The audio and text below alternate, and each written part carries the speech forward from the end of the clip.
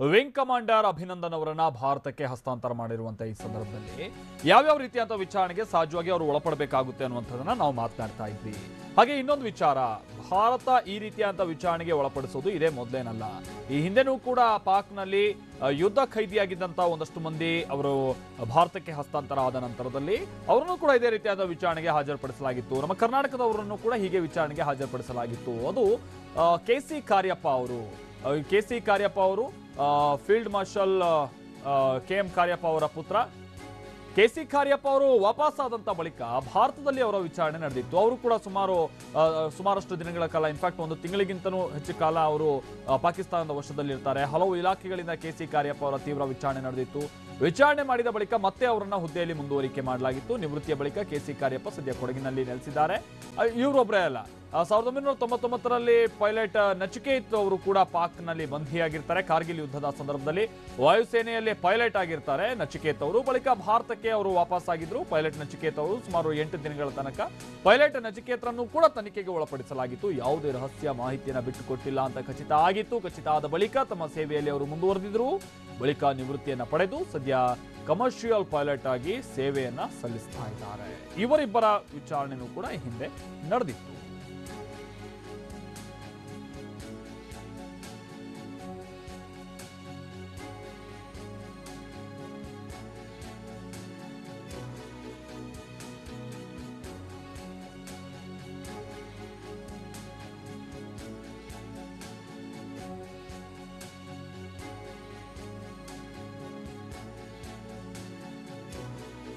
Field marshal KM. Cariappa ಅವರು ಯಾರಿಗೆ ತಿಳಿದಿಲ್ಲ, ಇಡೀ ಭಾರತವನ್ನ ಹೊರತುಪಡಿಸಿ ಆ ಸಂದರ್ಭದಲ್ಲಿ ಭಾರತದೊಂದಿಗೆ ಯುದ್ಧ ಸಾರಿದಂತ ಪಾಕಿಸ್ತಾನಕ್ಕೂ ಕೂಡ ಕೆ.ಎಂ. ಕಾರ್ಯಪ್ಪ ಅವರು, ಫೀಲ್ಡ್ ಮಾರ್ಷಲ್ ಕೆ.ಎಂ. ಕಾರ್ಯಪ್ಪ ಅವರು ಮುಟ್ಟಿ ನೋಡ್ಕೊಳ್ಳುವಂತ ಬಿಸಿಯನ್ನ ಮುಟ್ಟಿಸ್ತಾರೆ ತಮ್ಮ ಸೇನೆಯ ಮುಖಾಂತರವಾಗಿ. ಆಗ ಅವರು ಸೇನೆಯನ್ನ ಬಹಳಷ್ಟು ಉತ್ತುಂಗದ ಮಟ್ಟದಲ್ಲಿ ತಮ್ಮ ವೀರತ್ವವನ್ನು ಪ್ರದರ್ಶಿಸುವಂತ ನಿಟ್ಟಿನಲ್ಲಿ ಅವರು ಪ್ರಯತ್ನವನ್ನ ಮಾಡಿರ್ತಾರೆ. ಆ ಟೈಮ್ನಲ್ಲಿ ಅವರು ಪಾಕಿಸ್ತಾನವನ್ನು ಹಿಮ್ಮೆಟ್ಟಿಸಿರ್ತಾರೆ. ಹೀಗಾಗಿ ಪಾಕಿಸ್ತಾನಕ್ಕೆ ಸಹಜವಾಗಿ ಫೀಲ್ಡ್ ಮಾರ್ಷಲ್ ಕೆ.ಎಂ. ಕಾರ್ಯಪ್ಪ ಅವರ ಧೈರ್ಯ, ಶೌರ್ಯದ ವಿಚಾರವಾಗಿ ಅವರಿಗೆ ಮಾಹಿತಿ ಇರುತ್ತೆ.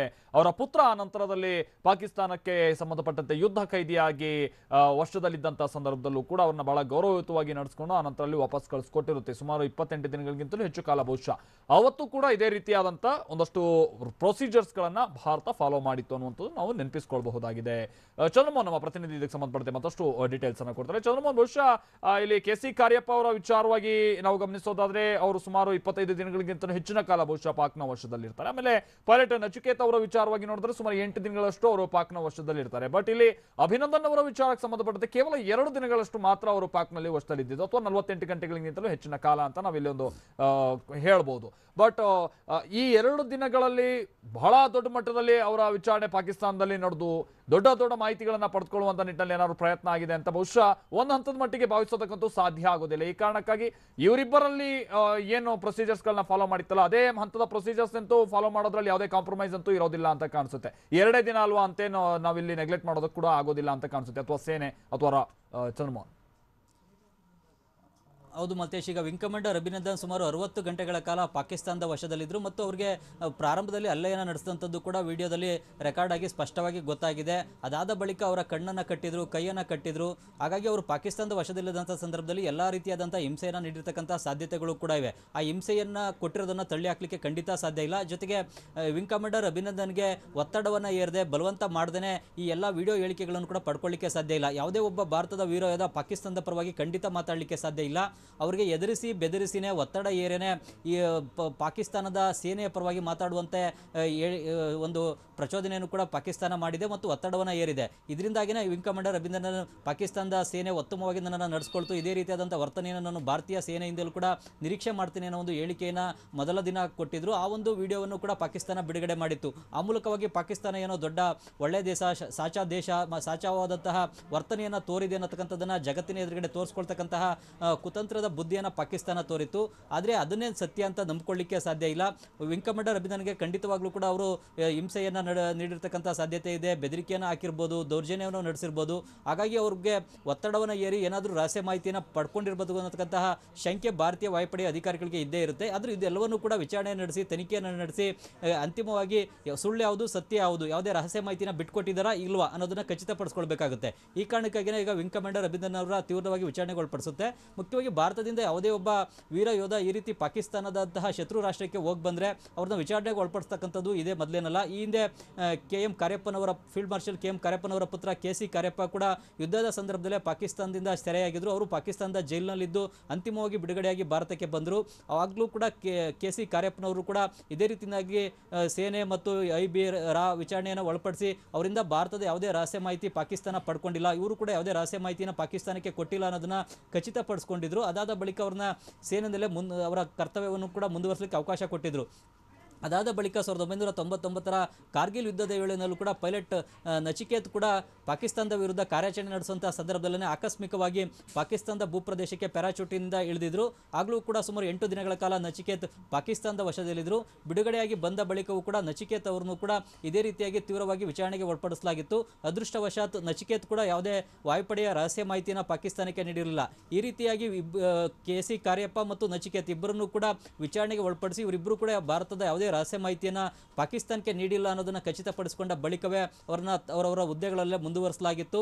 ಈಗ ನಚಿಕೇತ್ ಅವರು 2017ರಲ್ಲಿ ಸ್ವಯಂ ನಿವೃತ್ತಿಯನ್ನು ಪಡ್ಕೊಂಡಿದ್ದಾರೆ. ಈಗ ಕಮರ್ಷಿಯಲ್ ಪೈಲಟ್ ಆಗಿ ಕಾರ್ಯವನ್ನು ನಿರ್ವಹಿಸ್ತಾ ಇದ್ದಾರೆ. ಇನ್ನು KC ಕಾರ್ಯಪ್ಪನವರು ಕರ್ನಾಟಕದ ಮೈಸೂರಿನಲ್ಲಿ ಈಗಲೂ ಕೂಡ ನೆಲೆಸಿದ್ದಾರೆ. ಹೀಗೆ ಶತ್ರು ದೇಶಕ್ಕೆ ಹೋಗಿ ಬಂದಂತಹ ಯೋಧರನ್ನ ವಿಚಾರಣೆಗೆ ಒಳಪಡಿಸಿ ರಹಸ್ಯ ಮಾಹಿತಿ ಸೋರಿಕೆ ಆಗಿದೆಯಾ ಇಲ್ವಾ ಅನ್ನತಕ್ಕಂಥದ್ದನ್ನ ಖಚಿತಪಡಿಸಿಕೊಳ್ಬೇಕಾದಂಥದ್ದು ಭಾರತದ ಭದ್ರತೆ ದೃಷ್ಟಿಯಿಂದ ಬಹಳ ಮುಖ್ಯ ಆಗಿರುತ್ತೆ. ಈ ಒಂದು ಪ್ರಕ್ರಿಯೆಯನ್ನು ಈಗ ನಡೆಸಲಾಗುತ್ತೆ. ಈ ಎಲ್ಲ ಒಂದು ಪ್ರಶ್ನೆಗಳಿಗೂ ಕೂಡ ಈಗ ವಿಂಗ್ ಕಮಾಂಡರ್ ಅಭಿನಂದನ್ ಕೂಡ ಉತ್ತರವನ್ನ ನೀಡಬೇಕಾಗುತ್ತೆ. ವಿಂಗ್ ಕಮಾಂಡರ್ ಅಭಿನಂದನ್ ಭಾರತದ ಯಾವುದೇ ರಹಸ್ಯ ಮಾಹಿತಿಗಳನ್ನ ನೀಡಿಲ್ಲ ಅನ್ನೋದನ್ನು ಖಚಿತಪಡಿಸಿಕೊಂಡ ಬಳಿಕ ಅವ್ರನ್ನ ವಿಂಗ್ ಕಮಾಂಡರ್ ಹುದ್ದೆಯಲ್ಲೇ ಮುಂದುವರಿಸಬಹುದು, ಇಲ್ಲವೇ ಬೇರೆ ಯಾವುದಾದ್ರೂ ಮಹತ್ವದ ಜವಾಬ್ದಾರಿಯನ್ನು ವಾಯುಪಡೆ ನೀಡುತ್ತೆ. Okay thank you Chandramohan. ಪ್ರತಿನಿಧಿ ಚಂದ್ರಮೋಹನ್ ಹೇಳ್ತಾ ಇದ್ರು ಯಾವ ರೀತಿಯಾದಂಥ ವಿಚಾರಣೆಗೆ ಒಳಪಡಿಸಲಾಗುತ್ತೆ ಅನ್ನುವಂಥದ್ದನ್ನ. ಬಹುಶಃ ಈ ಥರದ ವಿಚಾರಣೆಗಳನ್ನ ಅವ್ರನ್ನೇನು ಒಳಪಡಿಸಲಾಗುತ್ತೆ ಇದಕ್ಕೆ ಒಂದಷ್ಟು ದಿನಗಳೇ ತಗಲಿದ್ರು ಕೂಡ ಆಶ್ಚರ್ಯ ಇಲ್ಲ ಅಂತ ಕಾಣಿಸುತ್ತೆ. ಆಮೇಲೆ ಇನ್ಫ್ಯಾಕ್ಟ್ ಅವರು ನಿನ್ನೆ ಭಾರತದ ಗಡಿಯೊಳಗೆ ಪ್ರವೇಶ ಮಾಡಿದಂಥ ಸಂದರ್ಭದಲ್ಲೂ ಕೂಡ ಗಮನಿಸ್ತಾ ಇದ್ವಿ. ಭಾಳ ಕಾಮ್ ಆಗಿದ್ರು. ಅವ್ರು ಹೇಗೆ ಪಾಕಿಸ್ತಾನದ ಗಡಿಯೊಳಗೆ ಹೋಗಿ ಅಲ್ಲಿ ಯುದ್ಧ ಕೈದಿಯಾದಂಥ ಸಂದರ್ಭದಲ್ಲೂ ಕೂಡ ಅಲ್ಲಿನ ಸೇನಾಧಿಕಾರಿಗಳು ಅಥವಾ ಅಲ್ಲಿ ಅವರು ನಡವಳಿಕೆ ಇದು ಯಾವ ರೀತಿಯಾಗಿ ನಾವು ಬಹಳ ಕಾಮ್ ಆಗಿ ಅವರು ಶಾಂತಿಯುತವಾಗಿ ಧೈರ್ಯದಿಂದ ಶಾಂತಿಯುತವಾಗಿ ವರ್ತಿಸ್ತಾ ಇರುವಂಥ ರೀತಿಯಲ್ಲಿ ಕಂಡು ಬರ್ತಾ ಇತ್ತು. ಅದೇ ರೀತಿಯಾದಂಥ ನಡವಳಿಕೆ ನಿನ್ನೆನೂ ಕೂಡ ಅವ್ರದ್ದು ನಾವು ಗಮನಿಸ್ತಾ ಇದ್ವಿ. ಹೀಗಾಗಿ ಅಂಥ ಮಾಹಿತಿಯನ್ನು ಬಿಟ್ಕೊಟ್ಟು ಅಂಥ ವ್ಯಕ್ತಿ ಖಂಡಿತವಾಗಿಯೂ ಅಲ್ಲ ಅವರು. ಜೊತೆಗೆ ಭಾರತದ ಭದ್ರತೆ ದೃಷ್ಟಿ ಬಂದಂಥ ಸಂದರ್ಭದಲ್ಲಿ ಖಂಡಿತವಾಗಿಯೂ ಕೂಡ ಅವರು ಪಾಕ್ನೊಂದಿಗೆ ಹೇಗೆ ವ್ಯವಹರಿಸಬೇಕು, ಹೇಗೆ ನಡವಳಿಕೆ ತೋರಬೇಕು ಅದೇ ರೀತಿಯಾಗಿ ತೋರಿರ್ತಾರೆ ಅನ್ನುವಂಥದ್ದು ಬಹಳ ಸ್ಪಷ್ಟ. ಆದರೂ ಕೂಡ ಇಲ್ಲಿ ಒಂದು ವಿಡಿಯೋದಲ್ಲಿ ಬಹಳ ಸ್ಪಷ್ಟವಾಗಿ ನಮಗೆ ಗೊತ್ತಾಗ್ತಾ ಇತ್ತು. ಪಾಕಿಸ್ತಾನ ರೆಕಾರ್ಡ್ ಮಾಡಿದಂಥ ಒಂದು ವಿಡಿಯೋದಲ್ಲಿ I my suppose to answer all those questions ಅನ್ನುವಂಥದ್ದನ್ನು ಅವ್ರು ಕೇಳ್ತಾರೆ, ಪ್ರಶ್ನೆ ಮಾಡ್ತಾರೆ. ನಾನು ಅದನ್ನು ಹೇಳಬೇಕಂತ ಅನಿವಾರ್ಯತೆ ಇದೆಯಾ ಅನ್ನುವಂಥದ್ದನ್ನು.